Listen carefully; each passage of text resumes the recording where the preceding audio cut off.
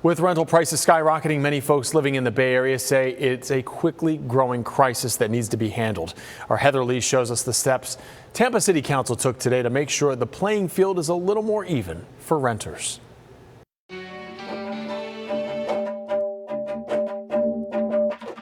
It may be small, but Heather DeRigo's apartment is cozy and filled with lots of love. She and her son live here. But the stress of paying rent is taking its toll. This 794 square foot home used to cost $917 a month. It'll be almost $1,500 a month, which was almost a $500 increase.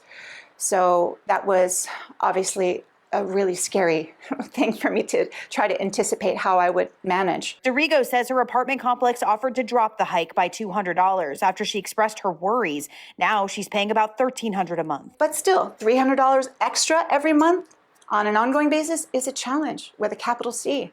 And I know there are a lot of people like me who really are in situations that they don't know where that's going to come from. She's right. Several people showed up inside Tampa City Council chambers today to talk about their situation. Every community deserves justice on every block. This is my story, and again, this is a crisis.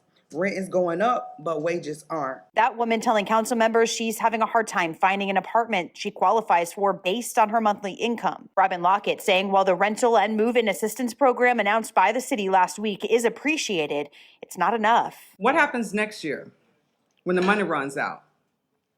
The rent will still be higher and the wages will remain the same. This has been a crisis for the poor working class working 2 and 3 jobs to make ends meet. Now that it's affecting others, it's identified as a crisis. Shelter is not a luxury. Shelter is a necessity. And the people need help. Thursday, the city passed an ordinance they hope will help better protect renters from discrimination. Landlords must provide information on tenants' rights under federal, state, and local law and contact information for assistance organizations. And it will be illegal to deny someone a place to live based on how they pay, like if they are paying their rent with Section 8 housing vouchers or with government assistance. DeRigo thinks it's a step in the right direction, but she says more needs to be done to regulate rent hikes. I feel a little bit apathetic about it all right now because I feel like nobody's really listening. They're just going to do what they want to do anyway. And this is really not what democracy is about. She hopes by continuing to tell her story and press state and national lawmakers, eventually someone is bound to listen and take action. Whatever we can do to try and say, let's draw some attention to this. Hello, people in Congress, please pay attention. People in our governments, local governments as well. Let's find a solution. Heather Lee, ABC Action News.